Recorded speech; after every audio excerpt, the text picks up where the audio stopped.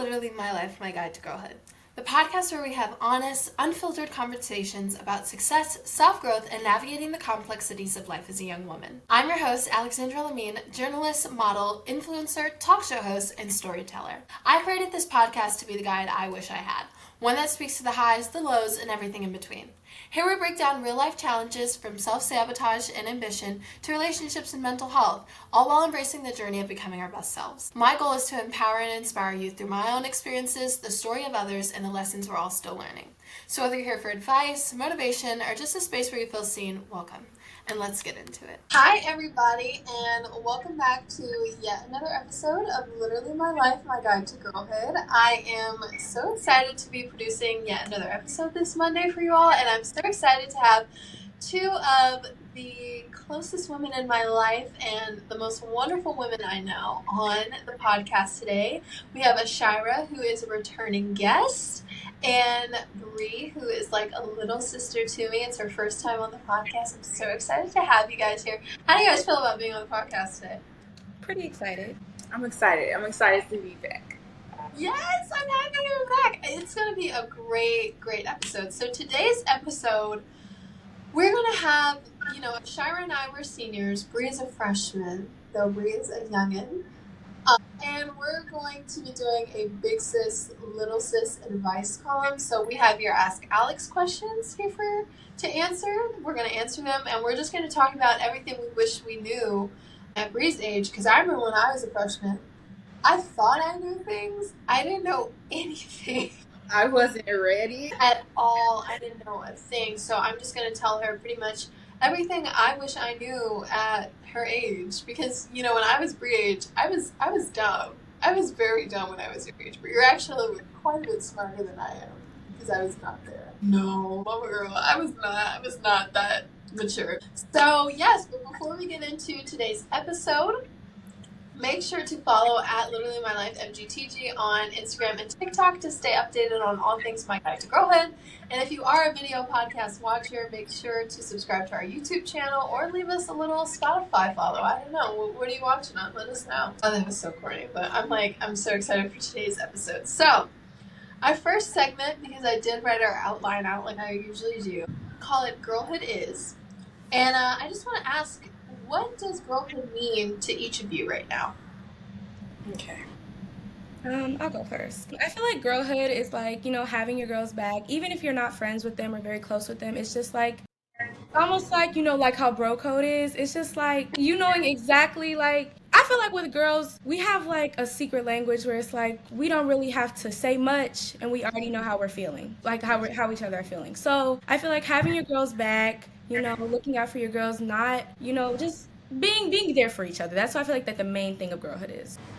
Okay. Alright. I feel like girlhood is having a level of respect for just each other as human beings, because everybody's different.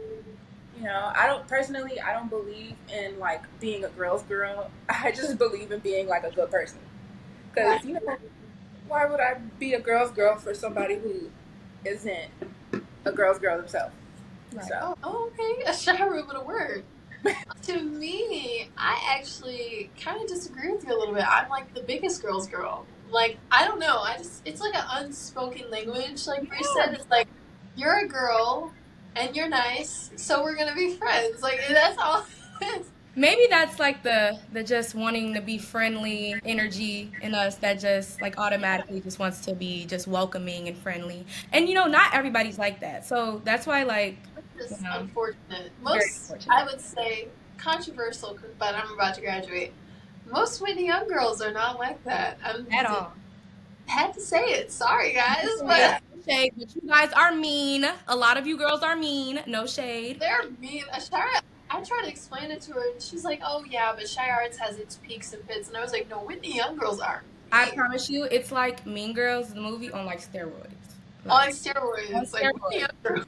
when Alex was talking about Whitney Young, I was gonna say that based off my experience, because dancing, I know a little bit of everybody in every school. So every school has their aesthetic. Whitney Young's aesthetic is like pretty uppity girls, and I'm just like, questionable. But like the other part of girlhood that I was gonna say was just being supportive. Yeah. Supporting one another. I'm really big on that. I don't care what anybody says about me being like jealous of people. I don't care. I'm gonna continue to support people because Period. my time will come. If their time is already here, why would I bash them for it? Right. As it should be. It's unfortunate. I feel like there's a lot of jealousy and animosity and competition within female friendships. But we'll get into that in a second. I feel like it shouldn't even be like that because it's just like it's unnecessary, especially when you're friends with somebody. You should never be in competition with your friends. And I feel like now, especially, a lot of people are in competition with their friends. Like even little subtle things. It doesn't have to be a lot. It could be little, but it's like it's not okay. It's not good. Guys, we just had a light out, a blackout. Okay. Yeah. But that's okay. We're going to record in the It's dark. actually fine. That's We're okay. gonna record in the dark, guys. Okay. Yeah. I would say another thing with girlhood is just like, I loved what you said about the unspoken rules because I feel like you can be like at Lollapalooza, it could be like 100 degrees and you're sweating your ass off and you feel horrible and you like turn to a girl next to you. And if she's a girl's girl, you'll be like, wait, can I like use your lip gloss? And she'll like give it to you. And that's girlhood to me. Like, and I love that for her. Or just like following, I can't tell you how many of my Instagram following is just like random girls that I've become friends with through Instagram, and we'll just be like friends because we think each other's pretty. I just love being a woman. So great. I love being a woman. Okay, so Bree, as the younger of us three, what do you look up to me? What do you look up to me? What do you see in me and in us? Okay. I mean, just meeting Ashira, I think that she's very mature and like very nice. And I love that because I feel like nice people, they're the best. Like, we need more nice people in the world. Alex, I love you so much. I look up to you so much when it comes to just advice about school and just navigating social life and everything like that because you've been through it and we are also in the same social environment, so that's also even more helpful because somebody who truly understands like the social impact that when you're young and people like when you're just hearing it and you don't go there or you're not even in high school, you're gonna just like you're never gonna really understand it unless you're there. So her being there and her actually experiencing it firsthand, we can empathize with each other so well. So I like really love that about our relationship. Well, thank you. I really admire our relationship as well, and it's very like healing to me because it's like I see so much of my younger self in you. So to be able to give you advice, it's just so healing to me. Ashira, what lessons are you currently learning? There's so many. I have to really think about this one. Okay, because my senior year was a series of lessons, an entire series of lessons, and I'm just now getting to like the peak of seeing the light at the end of the tunnel. But I would say that's the lesson that I learned, which is like your bad era, like your bad times, they're gonna pass. I was like just telling my mom like you could see how much I've changed and like spiritually and everything, and I just feel like good things are always coming. I would have never thought that I would be having this kind of end of my senior year, even though it's not perfect and it's not ideal. Like the bad times are gonna pass. That's the lesson I'm learning. So. Well, you know what? Senior year is very different. High school was very different than I thought it would be in general. I thought high school would be like High School Musical a little bit. Not at all. Oh, okay. But even though we may have had different senior years than we thought we would have, I think they've been special, and I think they definitely have taught us so much. You know what I mean? To love yourself, you can't hate the experiences that have shaped you. Okay, so this question's for me. How have I grown into my big sister role? And I would say I took this on when I started this podcast because the whole point of this podcast was for me to be like, give that big sister advice and have that big sister energy for young girls. And I've really grown into it. I love when younger girls, even, meeting you, Brie, or even just like other girls that I've met that are younger than me, they come to me for advice or even just like the nice DMs and comments that I get from people. It really means a lot. It's great. It's very healing, like I said, because I see so much of my younger self in every girl that I meet that comes to me for advice. So it's like I get to help my younger self in a way. I don't know. It's like very healing. Do you guys have any final thoughts about girlhood before we transition into our next segment? Yum. Okay, we're good. Okay, so let's talk confidence because it took me about half of high school to develop myself. So, okay, let's talk about a little bit about our insecurities growing up. What did each of us struggle with growing up? Okay. I would say, because it's so hard to say this because I'm still growing up and I'm still like a teenager and everything like that. But my biggest thing was like my body image and just like how I viewed like myself, like my like everything about me. I just like used to have an opinion about where there was like it was just negative. It wasn't so I just didn't have a good body image about myself. I didn't like anything about me, my voice, my teeth, like everything, just disgusting. I feel like I overcame that when I was 13, and I really just started to say affirmations more and also be in my word, talking with God more, and I built a relationship with God, cutting off people who were mean to me because I had a lot of friends who were like they were my friends but they would say like mean stuff here and there and then that stuff would stick with me and I feel like that kind of like just fueled my already like bad image of myself. So I had to cut Right. those people off, cut the bad ties with people. I know you care about them and you've been friends with them for such a long time, but if they're not good for you, cut them off, literally. So I feel like once I did that, I started to feel much better about myself. I started taking care of myself more and I'm happy now. Not saying that I don't deal with it now, it still comes and goes, but I'm happy where I am. I'm happy with myself and I'm secure. That's good. One of my biggest insecurities was also body image. I like looking back. I grew up very petite. Like I was tall, but I was thin because I was dancing so much. But I've always had like I don't have a flat butt. So when I sit down, like I just pay attention to how much my hips spread. And I would always dictate how much I weigh based off of that. Like I just had dysmorphia because especially dance mirrors, they're crazy. Like I don't know what's my real image. Mhm. Other than that, my other insecurities were, I think I had an insecurity with my nose because a lot of black girls grow into their nose. So Yeah. my nose was one of my insecurities, and also I was darker. Like I was a little bit darker. Mhm. My complexion washed out a little bit as I got older. So, things like that when you don't have a lot of like dark skin representation, because I'm not dark skinned, but when you don't have like a lot of brown skin representation of all shades, that could take a toll on you. People used to talk about my nose. They used to be like, oh, your nose is big. Oh, okay. Now I love my nose. For these white children. I love my nose. I think my nose is really, really cute. I like my little side profile. Like it took me a long time to get confident, especially during quarantine. Quarantine was It was crazy. And then other than that, I think I struggle with my height because I couldn't pull guys. Well, I pulled a few. Okay, I was about to say, I don't know what you're talking about. But like that was middle school. Like I wasn't focused on guys. But little boys act like little boys. So like their commentary will be, well, I'm not their type, so like I'm not worthy. Mhm. I'm not there anymore. And then other than that, my insecurity was like my left shoulder, and it still is. That's one of my biggest insecurities. But I'm working through everything. So. Yeah. Thank you for being so honest and vulnerable, both of you. I've shared this before. Mine was my height.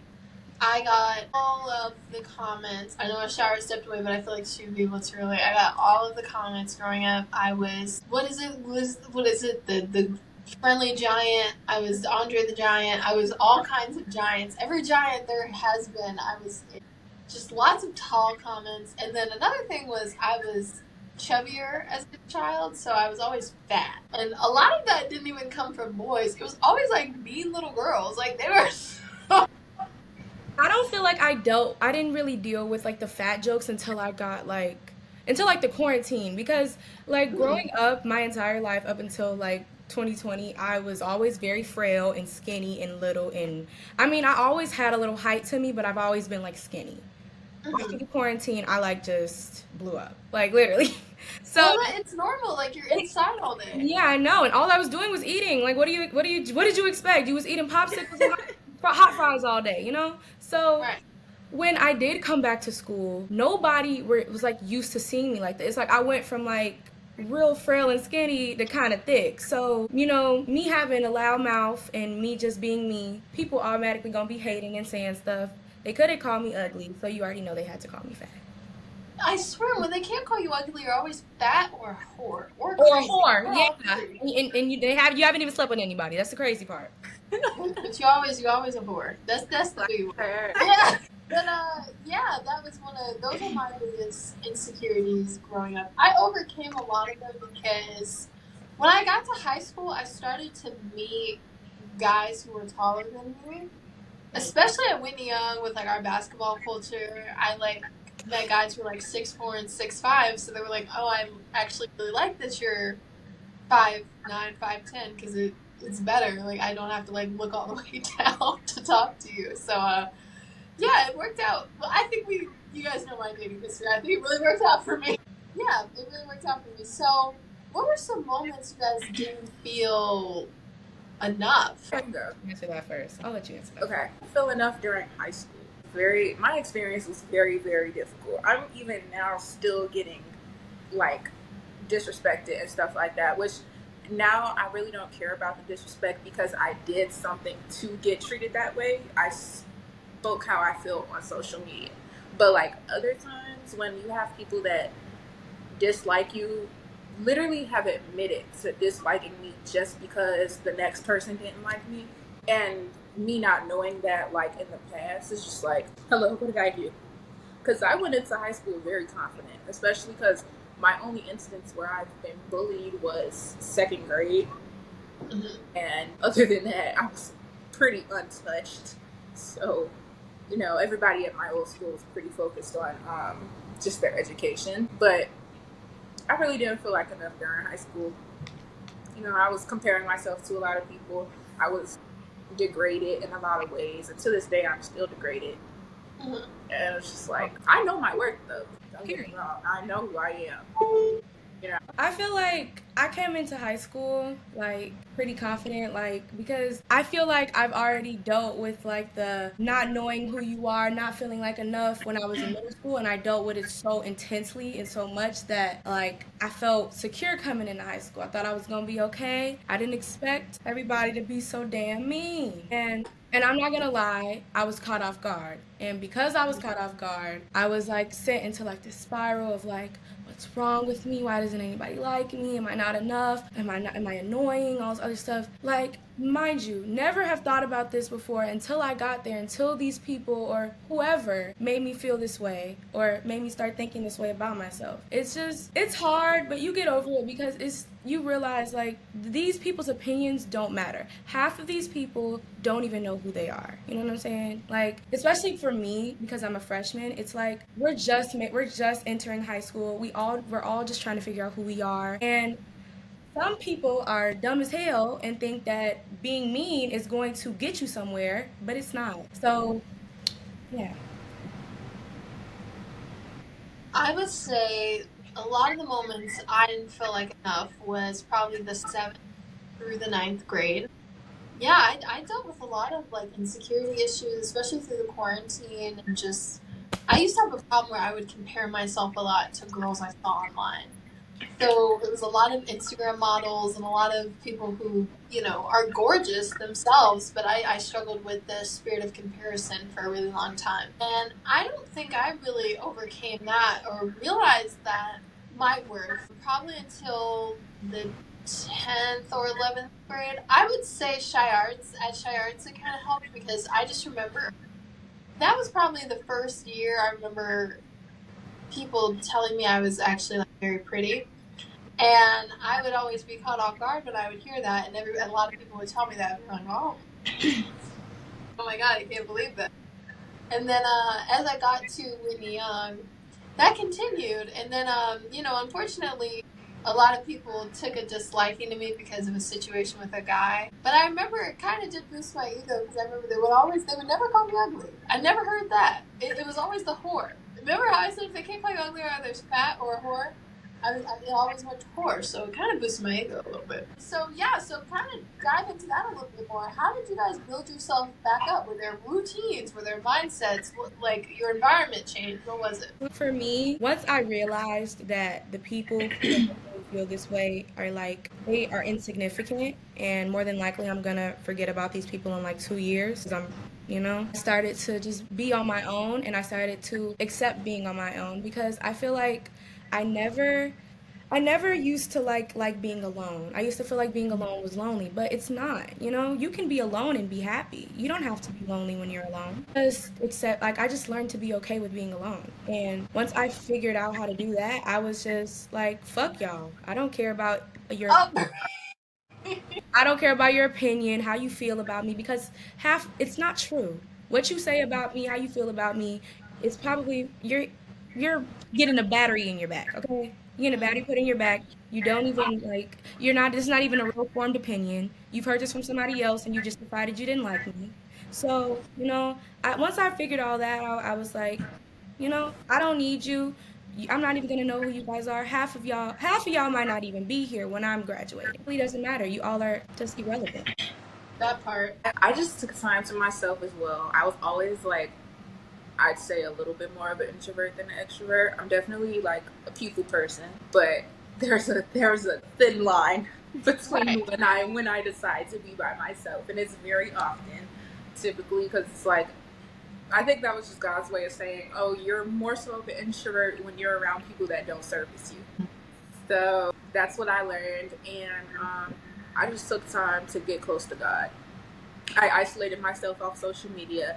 I went on a mental health journey during winter break, and then I didn't go back to school till March. Like I've been back at school for a month or two, and I went on a whole mental health journey. Got therapists and psychiatrists and everything, and I was just like, no social media, nada. I didn't pop back out till like the end of February with any post in any way, shape, or form.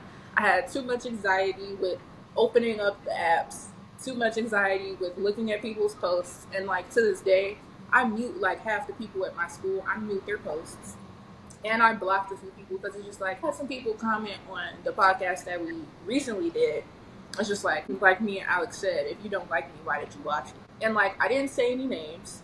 If you feel like if the shoe fits, rock it. If the shoe fits, Please you wear know it. it's true. So I'm gonna do them a favor and block certain people, because if you can't stay off my social media and you want to troll and you want to do this, that, and the third, I'm gonna make it easy for you, and you don't have to watch it. A follower is nothing. Because I blocked those people, lost followers, and gained 10 more. So I don't see what the problem is. Okay. It's not that hard. So I no never social deal I media. never dealt with internet trolls. I mean, at least not on my Instagram, because and a lot of my haters are probably gonna see this, but it's like y'all be watching me, y'all be on my story, y'all be hard on my story, It's like I don't understand how you can watch somebody and you don't like them. That's kind of miserable to me, but I digress. I Oh, unfollowed that I digress. the people that I didn't like. Once I realized how weird they were, they got unfollowed. It's that easy. I don't want to look at your face. I barely look at you when we're in school. Why would I want to stalk your Instagram? And when I don't Oh like you, I yeah. don't like you. Like I'm not going back on it, okay? Because when I like, I'm a very kind-hearted person and forgiving person. Alex will tell you, like, I'm a sweetheart. But when you take me to that point of like no return, like I can never trust you again, we're never gonna be the same. I'm gonna treat you nice because that's how I was raised, but you're just gonna get a high. I'm gonna kill you with kindness, and I'm gonna be on my way. Anything other than that, it's a no. I'm so sorry. It's not happening. She ate that up. It's not happening. That's exactly what I'm doing right now. Yeah. Big on the block list. Yeah, if I like don't like you, or not even if I don't like you, because I really don't dislike people. It's if I know, like, it's you made it publicly known that you don't like me, I'm gonna block you. Like, why do you?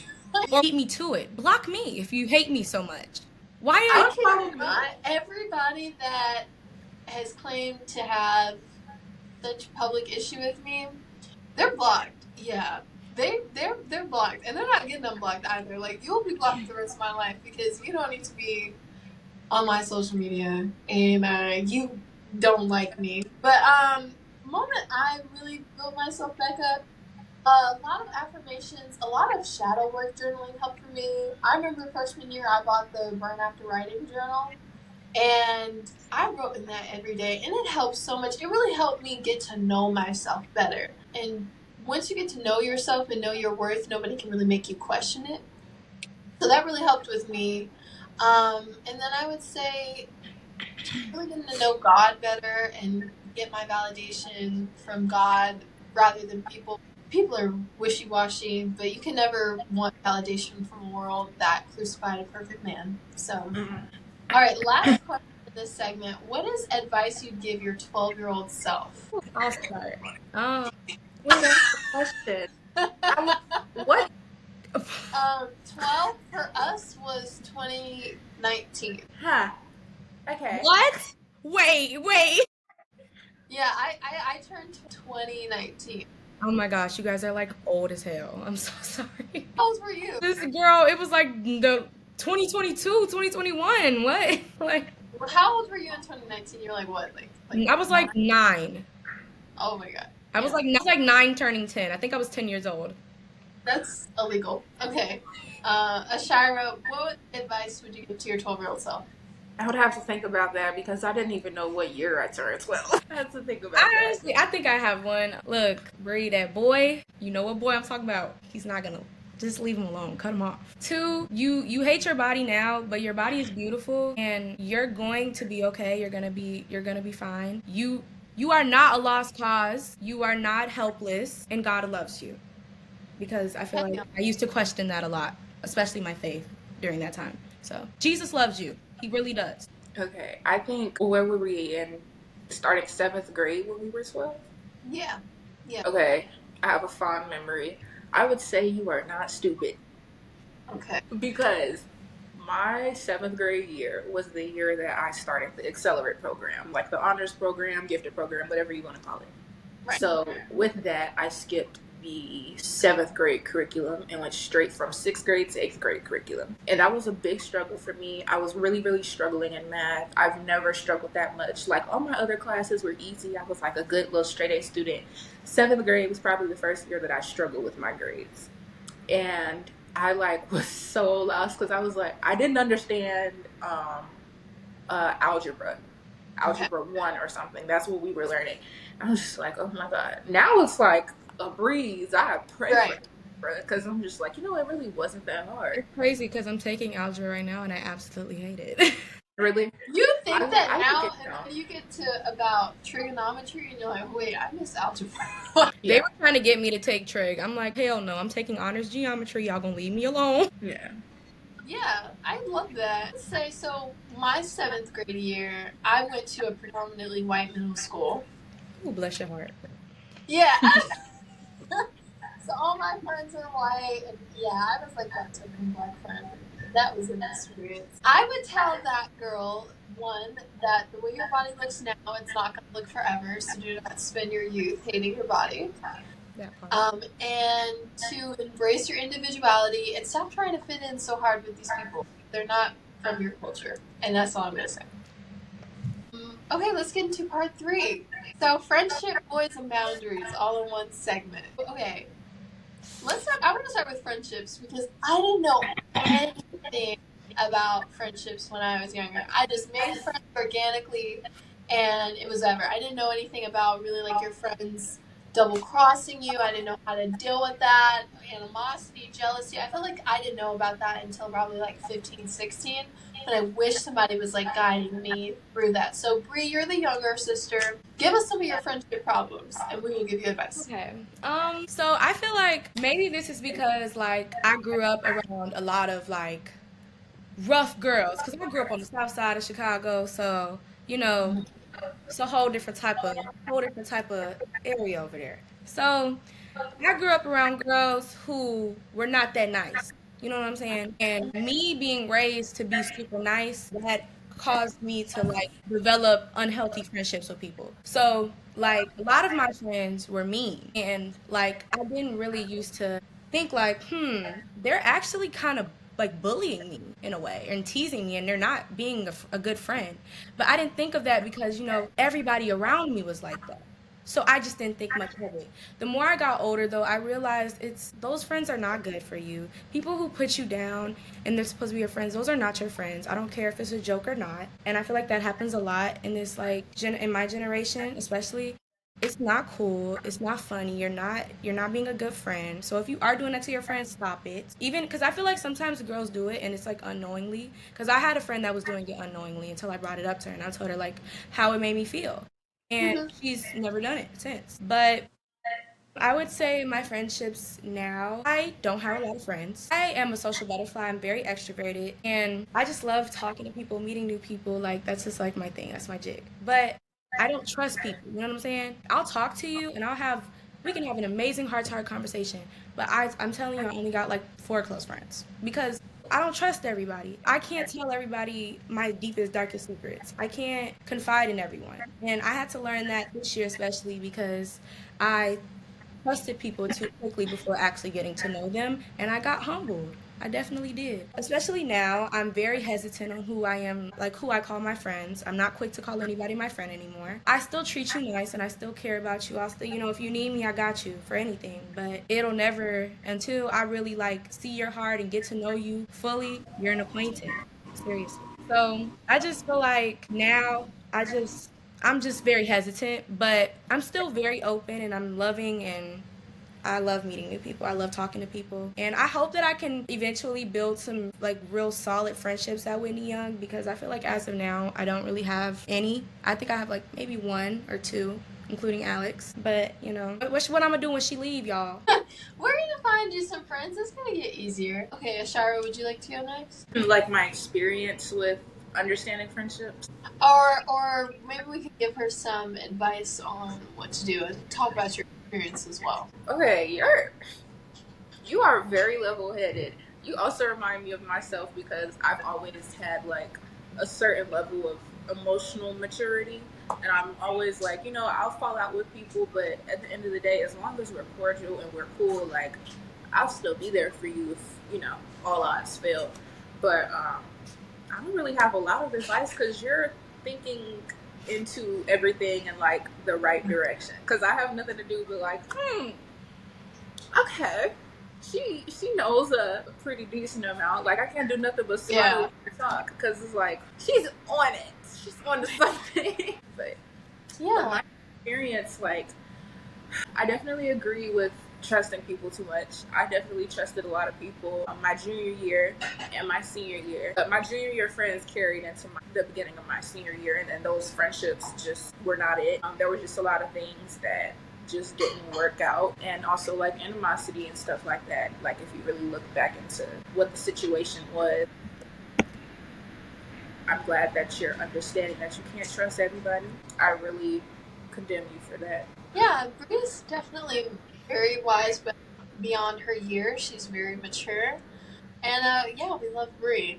I can't lie though, I do struggle, like especially during the school, like the beginning of the school year, it was really, really hard for me.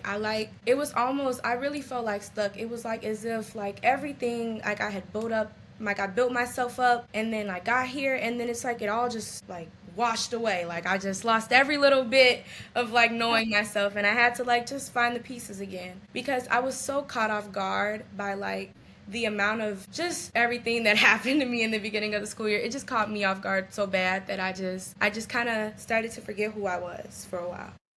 Yeah, and that happens. Yeah, but like I think I started to talk to Alex during that time, and I think how we had actually met for real because we were actually just friends on Instagram at first. I had seen her podcast, and I had texted her asking her about like I was like basically asking her about like what I should do about not feeling accepted by other people and like how should I like deal with that. And I was telling her everything that was going on with me and stuff like that. And she actually knew some of the people that were doing it to me. So that was even, better. And I was able to talk to her and she really gave me some good advice. I honestly want to thank Alex because she's a part of the reason why I was able to bring myself back up, So I really appreciate that. Girl, you were gonna get through it no matter what because you are strong and you are covered by God and everything is gonna work out for you. I would say, and I have experienced this firsthand, I'll give you guys a little bit of my experience and then my advice. So, my biggest friendship betrayal happened around this time last year. There was a girl, I've done a couple episodes about this, but I had a friend who was basically like my sister, and we talked all the time. And she basically stabbed me in my back over a guy. And this guy was very special to me, and this guy was very special to her. But to me, it wasn't about that. To me, it was the fact that she was willing to put that over our friendship. And she really put me through a lot. I don't like to get into details about it because it can get messy. But we've all talked about that off camera. And I learned. But the thing is, I feel like I had to go through that experience because it taught me so much about friendships. Unfortunately, in female friendships, there's a lot of animosity. There's a lot of being in competition with each other. There's a lot of jealousy. And I've learned that sometimes, Bree, we talked about this situation that happened to me recently, and you told me, like, sometimes people will legit just stop befriending you or stop wanting to be around you simply because they're jealous of you. So it's so important to not lose sight of who you are and what you're worth, even if it feels like, man, I'm losing friend after friend, or it feels like all my friends are starting to be weird around me, or, it hurts. It's just like sometimes it has everything to do with them and nothing to do with you. And that's why it's so important to just stay rooted in your identity in Christ and not let that stuff get to you, although it is very hard. Honestly, I don't think if I didn't have faith in the Lord and, was as tapped in as I was, I would I don't even think I would be on this podcast right now, y'all, because the way I was during the beginning of the school year compared to how I am now is completely different. I feel way more like secure within myself than I was even coming into high school. And I also feel more secure within myself with my relationship with God. So when you have God on your side, you can't fail, literally. If God is within her, she cannot fail. And not Proverbs now. Not Proverbs. Yeah, if I wasn't baptized, I'd probably be fighting every week, so I'm happy. Okay, hold on, because I'm baptized and I was fighting. So hold on, hold on now. Hold on. Honestly, I didn't stop when I got baptized because that's the thing I never really talk about, but like, it takes me a lot to get angry. But like, if I get angry, like, I'll like, oh my god, I'm just a mess. So I'm glad I'm baptized and I've worked through that because I hate blowing up on people. Like, that's not even my character. So I'm glad God has pulled me through that one. As a Okay. career crash out, I'm very glad that I'm more calm. I feel like if when I bring up like my crash out stories, people don't even believe it because they're just like, "What? You?" That to somebody. Like, no, that was me. Yes. So, guys, I think it would be good if we talked about a time we've all had to set boundaries within our friends, like our friend groups. I've definitely had to set boundaries with certain friends and family members as well and honestly, this I will kind of take blame for this because I feel like that I allowed it to happen because when it first started to happen, like I'll just give an example. I had a friend who like I was really close with and I had been friends for a while, but she always would like if we would get into it or something like that, or like she just didn't like something I'd say. She'd always like say something to hurt me. Or like do something that she know I doesn't do something she know I does like I don't like, so to make me mad. Because back then I was like a crash out and I couldn't control my emotions at all. So she knew exactly what would rile me up, and she would hype me up. Or like even if like I was in a conflict with another person, you're not trying to calm me down. You're hyping my head up, and now I just beat this girl ass, and now I got suspended. So I don't Right. I don't need people like that in my life. And once I realized that she wasn't like really serving me and she really was just putting me down all the time, I finally confronted her and I was like, like you keep saying like every time we get into it, you're always like hitting below the belt, or like anytime you don't agree with anything like something I'm saying, you always hit below the belt, or you just like you're not there for me. And she said I was being dramatic, and you know what I did? I blocked her because I'm not being dramatic, and I don't tolerate that from anybody. And that's why I don't have a lot of friends, because I don't take bullshit, and my friends know that. I don't take bullshit, and people take that as me being too sensitive and me not knowing how to take a joke. I don't do the mean jokes, okay? Because I feel like that's how you really feel about somebody. If you can constantly say that to somebody that you call your friend, no, well, you have to feel that type of way about that.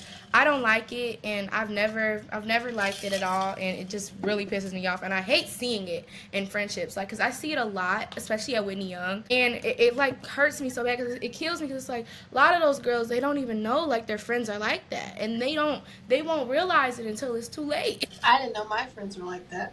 So, the Bible says surrounding yourself with godly counsel is important. And that's true. Like you said, that you hit a really key point. Having friends who are going to hype you up to go beat somebody up instead of pray for them. That's the difference. Right. And sometimes in the actions you. And that's what I've been searching for. I've really been asking God to, like, please bless me with some church going friends, or some friends that like are more holier than I am, you know? Cause literally I need somebody next time I call them and be like, give me one reason why I shouldn't cuss this girl out. You gonna send me a scripture, and then we gonna end the call. Next thing I know, we gonna end the call praying and speaking in tongues, crying and praying over this person. Not speaking of. Yes. Okay. I appreciate my friends like that. I kid you not, the only people that are like that are my guy friends. Now, I need some church going friends, especially guy friends. I don't have a lot. I only have girls. I had a lot of guy friends, but that had its issues because of girls. But I will say I definitely have my ride or die who I could call up if I do need to fight. And he's a guy. And he beats up females too. Because if we need to go there, we can go there. Because some of the girls at my school, they're not going to have my back. So if I need my gay bestie, hey, at this point, in this span of the world, I don't even think it matters anymore. I honestly feel like, what were you about to say, Alex? I was gonna say, that reminds me. I'll just put this in there because he'll like the shout out. But you know, Darion. Yes, he's so funny. Oh my God, that's the funniest person. But yeah, sometimes you have to set boundaries with people. You can't just let anybody have access to your life. Your circle is your peace sometimes. And you also cannot, and I know this is kind of like hard for like some people, because it's like when you have friends, you feel like you can tell them everything. You don't have to tell your friends all of your business. You really don't. You sure don't. You sure don't. I was just saying that in You the know what? podcast. And I've been learning this, and my mom has been telling me this like for the longest. You can have a friend. You can have friends and not tell them everything. You don't have to hang out with them all the time. You don't have to constantly overshare. You don't have to overdo it. You know what I'm saying? Because if they're your friend, they're your friend. You know what I'm saying? They're there for you if you need them. You're there for them when you need them. It's that. You don't need to tell them your whole life story, especially if they weren't there to witness it. Heavy on that one. Okay, and Ashara, I think this is a good time for us to give our big sis advice on, just our big sis advice and our big sis tips on boundaries and boys and how to say no and stand on business and stuff. I am a walking testimony because I had an issue with the level of touchiness I allowed with other people while I was in a relationship. And, I'm really comfortable with, like, when it comes to my girls, like, we're the type to slap each other's butts and, like, all those things. But it kind of got to a point where when I became a senior, I'm stepping into this stage where now I'm one of the fine seniors when freshmen look at me. So, I'm knocking on 18 at that point. I'm 18 now, but they're minors now. So it's just like, first of all, I don't know these people. I don't understand why they're so comfortable with like putting their hands on me in a joking manner. And I thought that it would be okay to laugh it off, but it actually put my relationship in jeopardy. And me and that person aren't together anymore. And like other things tied into it as well. It wasn't like a big fallout. But I will say when it comes to that, if you don't have to have the relationship at all where people are really touchy, just don't do it. Just don't do it, because you save yourself the whole explanation where people try to say you're weird and stuff because you don't stand on business in that time and place. I really wish I would have knew that, and now my relationship wouldn't have ended. And it probably would have ended regardless, if I'm being honest. But yeah, that's a really big one. Physical touch with certain people. They don't need to touch it. Waiting on this one. One, you cannot be friends with someone who wants to be you. Two, have sex when you're ready. Don't let any boy sweet talk you into it. Have sex when you are ready. That's a big one. I feel like everybody has the same kind of losing their virginity story, and it's always like, oh, I just lost it to this guy because I thought I loved him, and he turned out to be stupid. Have sex when you're ready. Say necessarily that, like, cut this out. I wouldn't say necessarily like that every single, like, if you lose your virginity, every virginity, like losing your virginity story is the same, because well, I know it's not the same for everybody, but I feel like I meet a lot of girls at my age now who have that same story. I mean, I honestly just think that we're all like, or maybe girls specifically like my age, we're all like kind of in a rush to experience stuff, like, and we're in such a rush, and we're such a rush to like grow up because of social media. We see all of these things around us, all of these like older people, and we want to be able to experience that. And I feel like we don't just sit down sometimes and just think like, do we really want to do this? Is this going to benefit us in the future? Are we going to regret this in the future? And we just kind of, we be in our flesh and thinking irrationally. And I wouldn't say necessarily my first time that I regretted it. More so, I just wish I would have waited. I did not regret the person that I, like, who I did it with. I just would have wished that I waited. And that's understandable. Now, I feel like a lot of people, they don't wait. They rush into it. And that's why a lot of these kids, they be getting pregnant, or they get be sexual at like 15. they get really, my mom taught me like a big part of losing your virginity is you become obsessive. I've seen a lot of people become obsessive to the point where it's so embarrassing they lose their self-respect. It's really soul ties. It's soul ties, because it's a soul tie that comes with sex. That's why I'm saying wait till you're ready to have it, or wait till you're in a stable, committed relationship to have it with someone that you can be attached to because you're in a stable, committed relationship with them. Right. Are we putting this in there or no? I think so. I think that's good. What else would I say? When somebody hurts you the first time, do not allow them back into their life. Whether that's your friend, whether it's your man, whether, no matter who it is, don't let them back in your life after they majorly disrespected you. Yeah, those are my big three. Oh, don't be around people that make you feel bad. Never allow yourself to be the black swan. Find your good group of friends. It may take a while, but it'll be worth it once you do. Never settle for anything, and prioritize your relationship with God over the world, over anything that high school throws at you. And there's going to be a lot of rumors and cattiness and drama, but try to stay above the drama. Don't try to get entangled in it. Try to keep your tongue closed, because I feel like I would get entangled in it a lot. You don't want to remember your high school experiences with drama. That's all I can think of right now. I have a few more. Never forget to stay humble enough to where you can own up to your fault. Because one of my biggest things is just like, if there's a rumor that was actually true, I would have no problem owning up to it. But half the stuff that's being said about me, I know isn't true. So if it looks like I'm lying till the day that I die, then so be it. And then you don't need to fit in with people. Like, God will send you your people when you're ready. And everybody is in your life for a reason and a season. I definitely dealt with that. I have a lot of experiences with that. So, like, when it's time for somebody to go, it's time for somebody to go. And let them go. Let them go. Do not hold on to somebody for dear life. And a big one, I just remembered a big one. I told Bree this before too, off camera. Never let a man tell you more than once that he does not want you. Whether he says it or whether it's in his actions, never let him tell you more than one time that he does not want you. That is a big one. Walking testimony, okay? When I tell you, I have stories for days, and it's not good because I'm so young. But honest, don't ever settle. It's like I still deal with it now because I allow those people in my life still, which I shouldn't. And it's not worth it just being around somebody that you know isn't going to change for you or isn't going to do better, especially if you're telling them, whether this is a relationship or a friendship, but specifically I'm talking about relationships.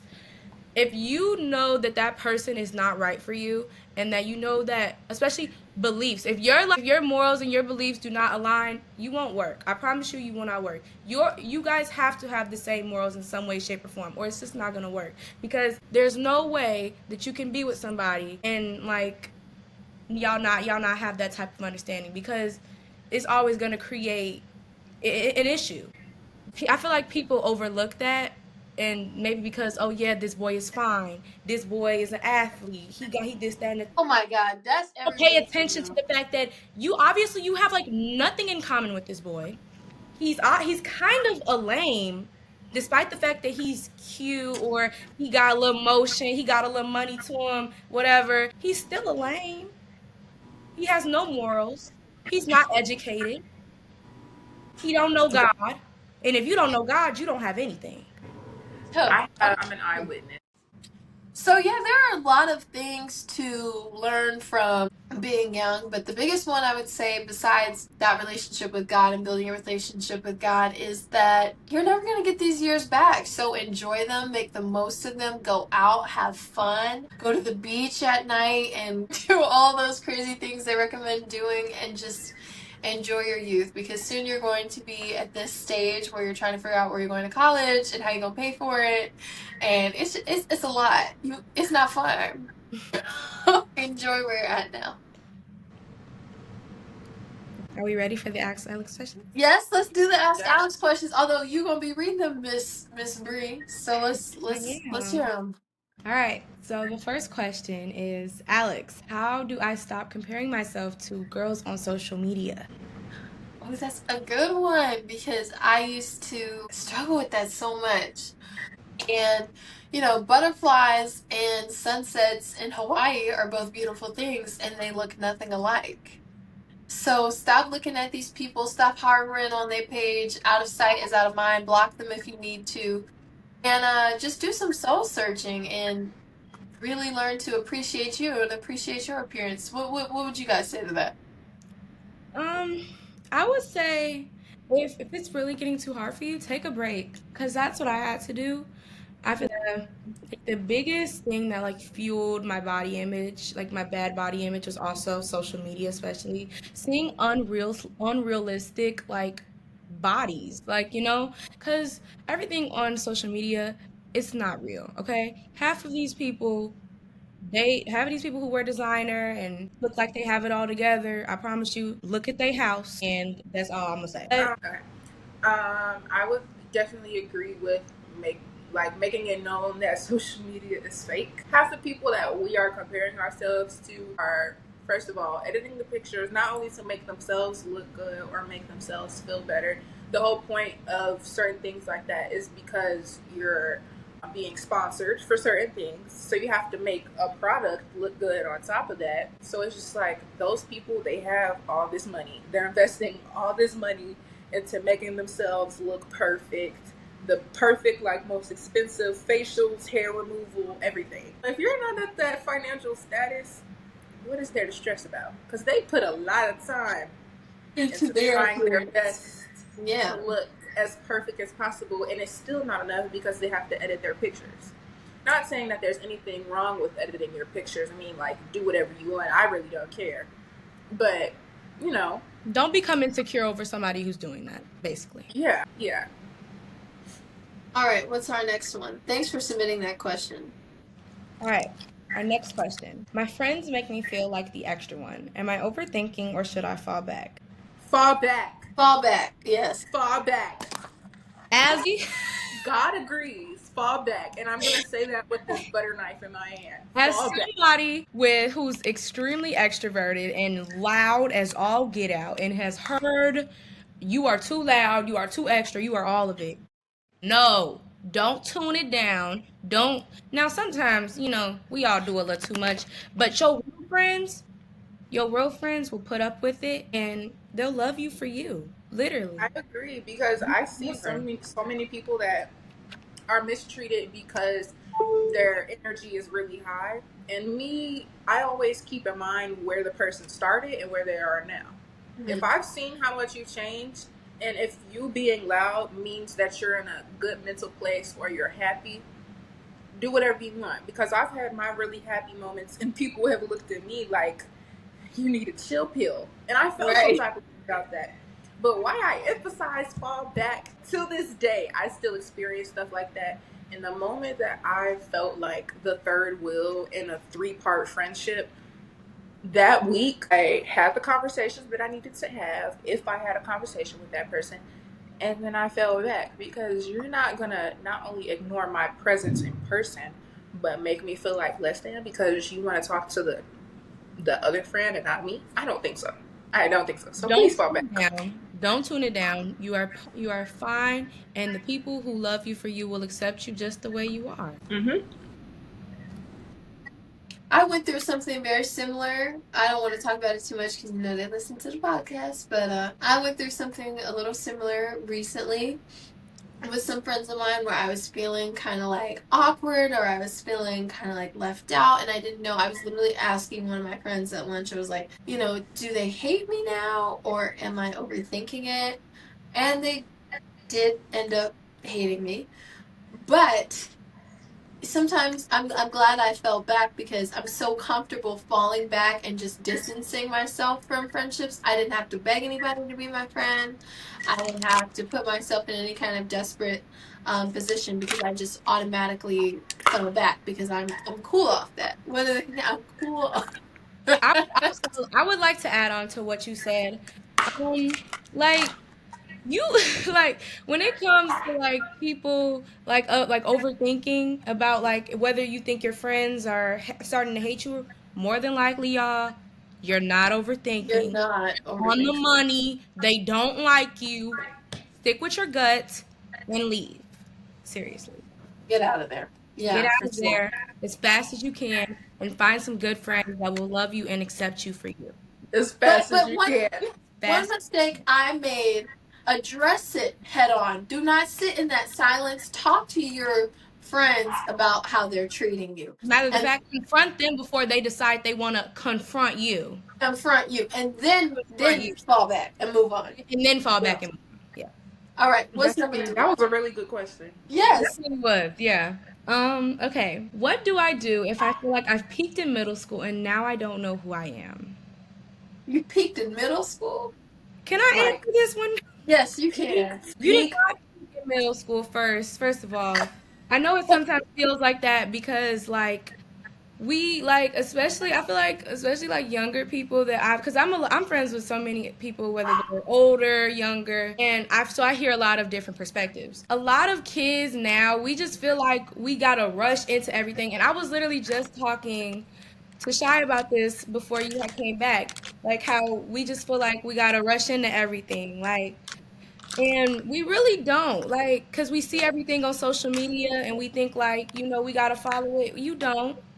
You don't be your own person. And I know that's kind of hard to be your own person because you're so heavily influenced by everybody around you. You almost kind of forget who you really are because you're like cosplaying. You're like, you trying to be somebody else. And so saying all that to say, just, you haven't peaked. You're moving too fast and you need to slow down. That's what that means. You Yeah, haven't. I don't think there's a better way to answer that question because I sure didn't peak in middle school. I never felt like that. Yeah. Yeah, I'm not the right person to answer that question. You So didn't peak at all. Cause I thought no, that's a normal feeling. You're moving too fast, babe. Just slow down. slow down. You're not. Your time. I promise you. Time. I mean, we're running out of time, but you got all the time. We're running out of time, but you got all the time in the world, babe. Okay, are they talking about like peak or like mentally peaked, like They're probably activities talking. I don't wise? really know if they're talking. Maybe they're talking about physically, or no, because they said, "What do I do if I feel like I've peaked in high school and now I don't know who I am?" Hmm. So maybe that's mentally. Oh, where you like made it to like your it girl era, Yeah, and kind you of. just can't In go middle school? Where you were like in your prime. Okay, she probably feels like she was in her prime in middle school. moving too fast. That's all I had to say. I'm just like, maybe that's it. I really don't have advice for that because I definitely wasn't I in didn't my feel prime. like that. Only reason why I feel like I had some type of advice for it is just because I'm friends with some girls who do feel that way a little bit because, I just graduated, so I still have some friends that are in middle school. Hmm. So I'm able to hear their perspectives and, go off by that. That's a good question. Thank you for whoever submitted it. All right, what's our Hope I next one? helped you out. And if I didn't, I'm sorry. Okay. Everyone is getting boyfriends and I feel invisible. What do I do? Oh my gosh, I I can answer this I one. heavily resonate with this one. I have this one. So my best friend and one of my other really close girlfriends got into serious relationships around the same time. I kid you not, like months apart.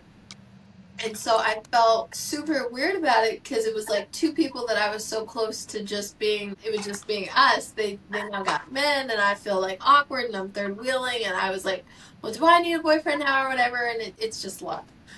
Well, we talked about this in the first question. Comparison is the thief of joy. And you will get what God is meant for you to get in His perfect timing. Now, sometimes we don't feel that God's timing is perfect. Actually, a lot of people complain about God's timing. But then you'll see when it happens when you do meet, your next boyfriend or your next contender, or even the guy for you. You'll say, I'm so glad I didn't meet you 6 months ago because I wouldn't have been ready. You get what I mean by that? Yeah. I feel like it's all about just, I swear, comparison is a thief of joy. And I can say that for myself because I compared myself to people for years and it doesn't make you feel good. Honestly, half of them, I'm not gonna lie, half of those relationships don't even last because high school relationships are temporary. Unless you're just one of those people who just met their husband in high school, but that's a rare case.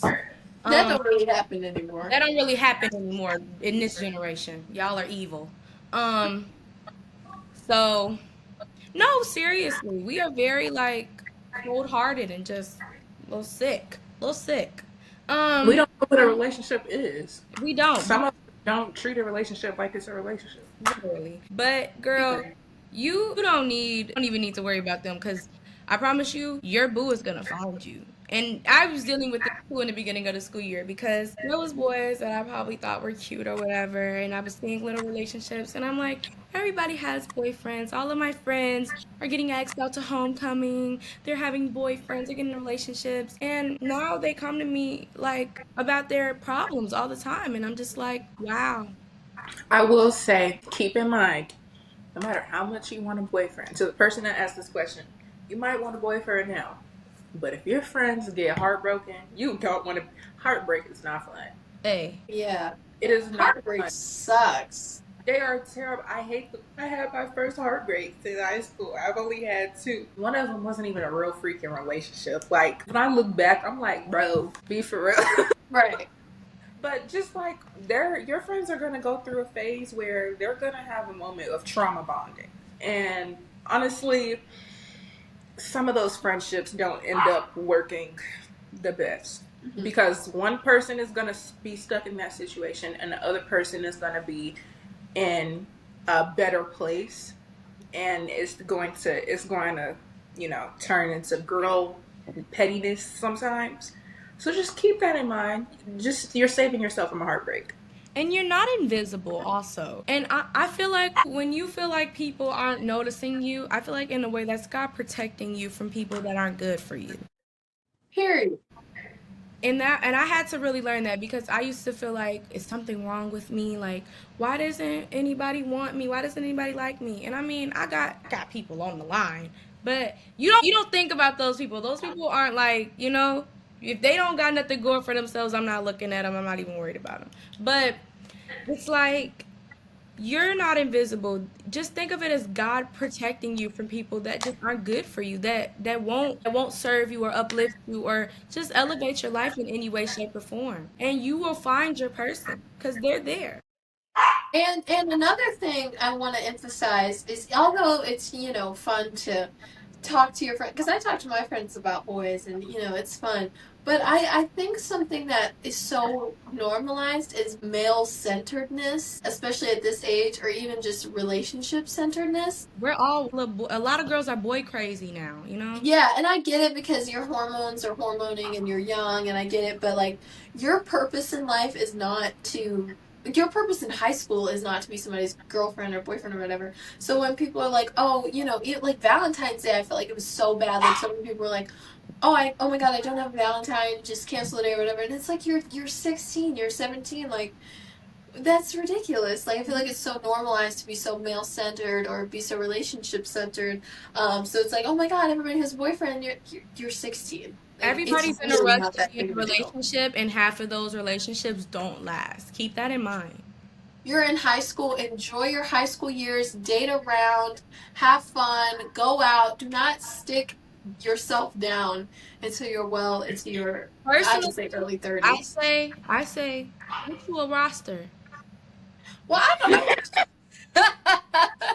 Get you a roster, babe. No, for real. If the boys can do it, so can we. For I real. can't That's do it. so funny that I was just And I'm a saying lover that. girl saying I this. can't do it. You I am see, a I lover girl can't do saying this. The rosters. crazy part. I am super sensitive and I am a crazy, tender lover girl.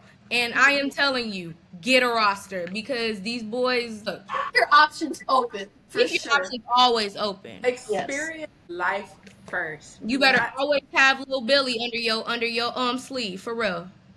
Or You're those going girls, to you don't meet. want to be the girl that bring a different man to her birthday dinner every year. No, you don't want to be that girl. That's crazy. I haven't even invited nobody to my birthday dinner yet. When is your birthday? Hold on now. Hold on. Alex, stop. That's what I'm saying. It's the unspoken, like, girlhood. It's the unspoken language. Okay, y'all. What's the next question? Okay, I want to reinvent myself, but I don't know where to start. The Lord. What do we do with that? I would say just, I would say look at the things in your life that you want to change and start gradually changing those things. Maybe you want to change your habits, maybe your routine, maybe it could be like a weight loss journey or just getting to know yourself better. And then you'll slightly start to change those things. And then next thing you know, you're reinvented. You're new. Yeah, I'd say I would say build healthy habits. yeah. Build new habits along with figuring out what parts of yourself you want to change. They're not going to change overnight. So you need to get your body and your mind into like the routine of things that you actually want. And also like we're the biggest advocates for this. Follow God. Just, especially because my spiritual journey was very lonely, Mm. and you're gonna need to go through that trials and tribulations before you get to your prime. So just keep that in mind. Honestly, small things, just little small things in your routine helped me once, help me like just reinvent myself. Just small little changes. Wake up early, girl. Read a book. Or just do something out of the ordinary that you wouldn't do. Do something out of your comfort zone. For me, that was the sport that I've never tried before. And now I really like it. Just getting out of your comfort zone and trying new things, honestly. And building a relationship with God, I promise you, that'll reinvent you more than anything else. You change so much when you start to give your life to Jesus, And Oh my don't you? God. so does everyone else around you. My transformation is crazy. Like I would look at like I wasn't like a bad person last year, but like I was in a relationship last year, and a lot of the things that I did, I'm looking back at it now, is like, you're a little bit, the perfect example of somebody in your generation, you know, and I don't want to be that. So I'm so glad that I changed, especially now. I feel like I'm ready for the right relationship.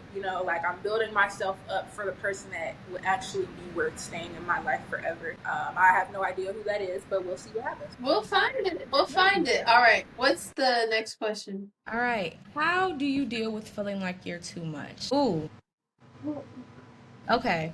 Can I answer this one? Yes. Honestly, you're gonna feel out like that, but like you have to just remember that when you really are just being who you are all the time and always being 100, always being genuine, you're gonna realize that that's enough. That's it. That's all you have to do. And the people that will really see that, they'll come to you and they will love you and adore you and accept you for who you are. These people that you are trying that don't accept you, or you're trying to get to accept you, they don't matter. So you're not too much. You're never too much for the right person. Yeah, they can't even accept themselves. How are they going to Half, accept literally. Yeah. It's hard when you I would say I would feel like that a lot when I went to a predominantly white school as a girl, as a younger kid, because I would always feel like I was too much or I was too loud or just kind of stuff that they had kind of planted in my head. So I would say be around people who are like you, people who appreciate you for who you really are and don't have what are those things called? What's the word for the Low thing? self-esteem. No. Like, what's the word? It's not racism, but it's like those things they say, like, "Oh, yeah, you're so pretty for a black girl." Colorist. Not colorist. It's like microaggressions. Don't be Microaggression. people I who. never heard that word a day in my life. I have. Oh, I definitely have. yeah. Be around people who plant It mainly microaggressions. comes from people who aren't black though. Yeah. Don't be around people who plant microaggressions in your head. All right, next question. Okay, ooh, I really like this one. I get scared I'll never live the life I dream about. How do I stay hopeful? Oh, Jesus Christ. Baby, Whew. let me tell you something. Okay, let me finish chewing my cracker because Not the it's going crackers. yes. So I'm going through that right now. I've been going through that my entire high school experience, first of all. Last year I was very much a procrastinator. It was terrible, and I was like stuck in my procrastination. And for somebody with big dreams, that's not a great feeling. Feeling like you're not working towards your dreams or getting to your dreams fast enough. It's like I had to learn about God's timing. And even right now, I'm looking at my different options for college. And I'm thinking about possibly just going to a city college so that I can work on my career at the same time because a degree is important. But my biggest fear is that I spend all this money on college, end up with a degree in something that I have no love for, or I choose my love and my passion and end up struggling financially. Mhm. Those are my two big things because I really don't want to be 30 deciding that I want to go back to school. So I'm trying to get it out the way. But just focus on God's pace, not just his timing, but his pace. Because if I would have achieved all of my goals before I had the spiritual journey that I just recently had, I would not have been ready. And all the things that I have been through and that have built up to it has like prepared me so much for the field of entertainment, for the entertainment industry, for all those things that I want to accomplish. If I didn't go through haterade in high school, I damn sure wouldn't be ready for it in the real world. So, Yeah. God's pacing. Oh, Um, and sometimes God can have stuff planned out for you that's so much greater and so much bigger than anything you have planned out for yourself. And I would say to definitely trust in God's will for you because I never ever even considered sports journalism. And that was a complete left turn because I didn't even like sports growing up. And now not only is it my job, but it's my passion, and I love it. It is the best thing that's probably ever happened to me, besides this podcast and getting baptized. And it's been amazing. So, and that's not the life I had hoped or dreamed for myself, but it's so much better than any life than I even knew to hope for or dream of. So I would just definitely say to sometimes trust in God's timing. Things may look a little different than you want them to look because that's been my journey for sure. But it turned out to be so much better than anything I had ever really expected for myself in the end. I feel like, and I deal with this, I've struggled with this a lot because I want to be an actress and I feel like sometimes I'm not doing enough or being like involved in enough to reach my goals. Honestly, if you know that you're working towards your goals and you really want it really bad, girl, it's going to happen. Especially you can manifest it for yourself. I've manifested things for myself plenty of times. I literally manifested my app. Wrote down I was gonna have a cat like 8 times. Not even a week later, I got a call talking about this girl was selling her cat, and I got a cat. So, like, it's so easy to manifest your dream life, and you can do it. For sure. That's a lovely question. Thank you for whoever submitted that. Thank you. All right. What's one lie about girlhood that you want to unlearn? That's a really good question. That's a really good one. I have to think on that.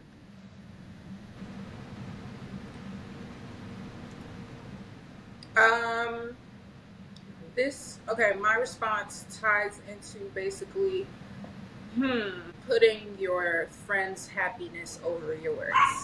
Mm-hmm.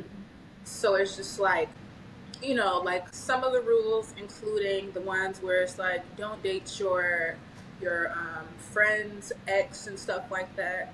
A lot of people like to use that as an excuse. I know people are going to watch this and be like, oh, that's a crazy example, Shira.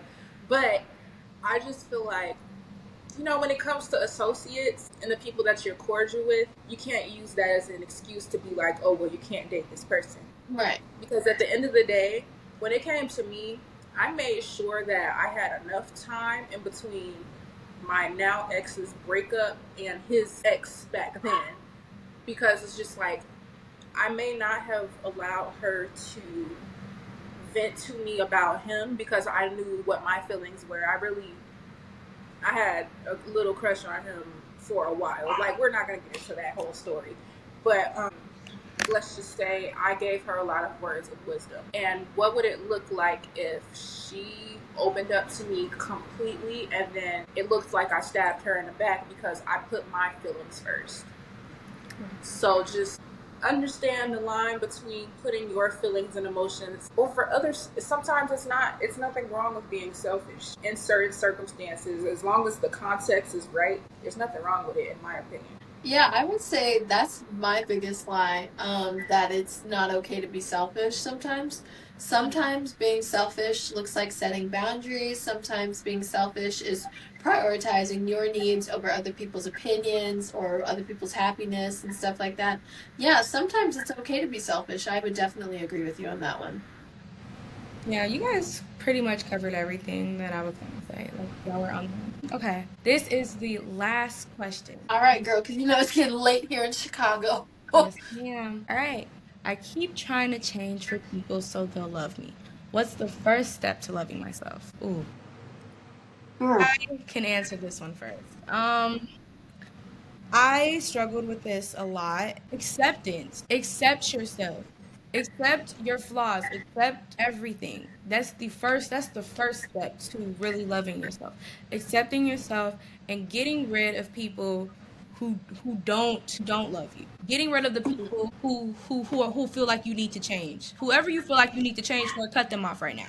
Like, you don't need them in your life, because the real people that really care about you and love you, they won't make you feel like that. You won't have to change yourself at all. Just like Jesus, just like God, come as you are. And that is exactly how it'll be with your friends. You will come as you are, and they will love and accept you for who you are. But you also have to accept yourself. Don't seek outward validation from anyone. You need to know exactly who you are. Be secure within yourself first. That is the first step. And the only way you can do that is if you accept everything about yourself.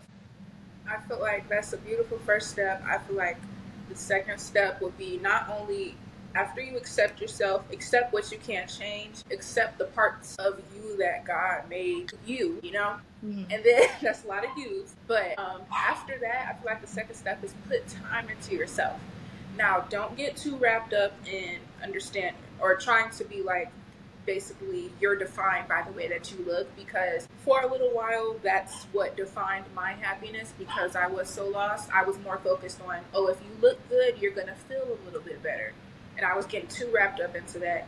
So just take time into your self-care, not just your appearance, but like even the parts that people can't see, whether it's your internal, whether it's shaving. If nobody else is gonna see it, as long as you see it and you look at yourself in the mirror and you feel happy with yourself, that's the most important thing, because then you can radiate that energy. I forgot to add one. Affirmations. Please do that. Like, people say that all the time. And I don't feel like people take that seriously. I promise you, they really work because you can literally trick your mind into thinking something. Just as you feel as though that you're fat and you're ugly and you're not deserving of love, you have tricked your brain into thinking that. And you can trick your brain back into thinking that you are deserving of love. You are beautiful. You're not fat. And shoot, you the best thing out since Beyonce. So it don't matter. I love Because the that. power of life and death lies within the tongue. When Yes. you start to speak life over yourself, you will automatically, it's just the way psychology works, you will start to feel better about yourself. I would say my biggest piece of advice is to learn your identity through Christ. Because God literally says you are fearfully and wonderfully made. He set you apart. He loves you and He has His favor upon your life. And that has changed me so much as a person. And so it helps because when people tell you, oh, you know what, you're not worthy, you're this, that, and the third, you cannot listen to that because God, God Himself said, I am worthy, that He loves me, and that I am fearfully and wonderfully made. And nothing I can do, or nothing I can say, or nothing I have done, or nothing I have said has separated me from His love. Therefore, I am still worthy in His eyes, therefore, I'm still worthy. So I would say that would be my biggest thing. Grow your relationship with God and start to. I feel like there's just a natural start of like love and confidence you start to have because of the love and confidence you have with your relationship with the Lord.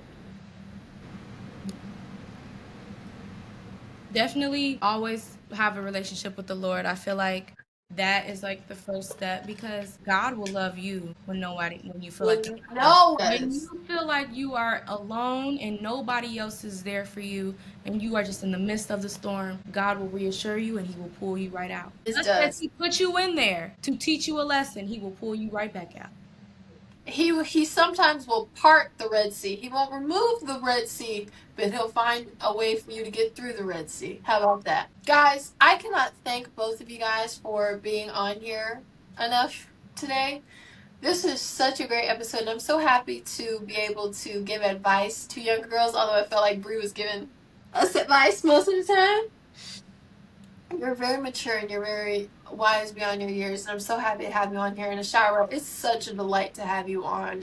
You got to be on here more, girl. I love having you on here. And Bree, girl, let me tell you, be ready. With the mentality that you have, you remind me so much of myself freshman year and sophomore year. People aren't there yet. People will probably never get there until they graduate. God is going to make you learn those lessons first. And it's going to be easier for you when you become an adult. If they give you problems, babe, just know, gosh, you're going to get the last laugh at the end because they're going to be struggling. Oh. So just stay humbled and keep the mindset that you have. Like, I'm really like, the moment you started talking, I was like, interesting, say more. She's lovely. I love Brie. She's I'm so lovely. excited. I'm so glad you let me come on here, Alex. I'm so glad. You know, I love talking. I'm so happy you're on here. And is there any advice you guys would like to give before we wrap this up? For the girls my age, you're not running out of time. You're perfectly fine. You're great. You look beautiful. Don't get wrapped up with these boys because these boys are gonna give you a headache. Don't even worry about them. They're irrelevant. Half of these little athletes aren't even gonna go D1, so don't even worry about them. I want to say what I said in the senior lookbook or something where I wrote down my quote for the dancers. I said to follow your dreams, spread love, and stay focused. Please stay focused. Do not let your obstacles make you lose sight of what you're in school to do, what your career path needs to be, and what your future needs to be. Spread love because I don't care how mean people get. At the end of the day, I have the upper hand because I know that I can kill people with kindness. I don't care how disrespectful you're going to be. I'm still going to spread love because that's the godly thing to do. Like Jesus. And that's what I was raised to do. Period. I would say be God centered. Do not tolerate disrespect. However, do not disrespect back. Treat people the opposite of how they treat you, especially when they're negative. Um, there's another thing I was going to say. Oh, Do feel your feelings. Do not try to distract yourself, whether that's through food, whether that's through TV, social media, porn, Drugs. sex, drugs, any of those things. Feel your feelings, cry them out, scream them out, get them out. Don't distract yourself through your feelings. And enjoy these years because they're never coming back. And they're such formative, amazing years. And do not let a man take them away from you. Please, just don't even get in a committed Don't relationship. even worry about Spare yourself. Spare yourself, please. Yes. And enjoy these years. as hard as it. I used to hate when people would tell me that. I was like, Auntie, like, what are you talking about? But they were right. That's how Yeah, I Auntie feel. was on something. I still deal with it too, cause I be in my flesh. Yes, and pray against your flesh. Pray against your Pray flesh. against your flesh in Jesus' name. In Jesus' name. Thank you both for being on here. It is late here in Chicago, y'all. So we are going to say goodnight to Literally My Life, My Guide to Girlhood. Before you guys leave, make sure to subscribe to our YouTube channel if you're watching on YouTube, or follow us on Spotify if you're watching our video episodes for more episodes just like this. Leave us a rating. It means more than you know. A little comment is always very nice. And make sure to follow our social medias at Literally My Life MGTG on every platform. I will see you guys next Monday. Mwah. Thanks so much for joining us. Bye, guys. That's it for today's episode of Literally My Life, My Guide to Girlhood. If you found this episode valuable, be sure to subscribe and leave a review. It helps more than you know. You can also keep up with me on Instagram, TikTok, and YouTube, where I share even more insights, interviews, and behind-the-scenes moments. Remember, growth isn't always pretty, but every step forward is a step closer to the life you deserve. Keep showing up for yourself, keep striving, and as always, stay focused, stay fearless, and stay you. Until next time.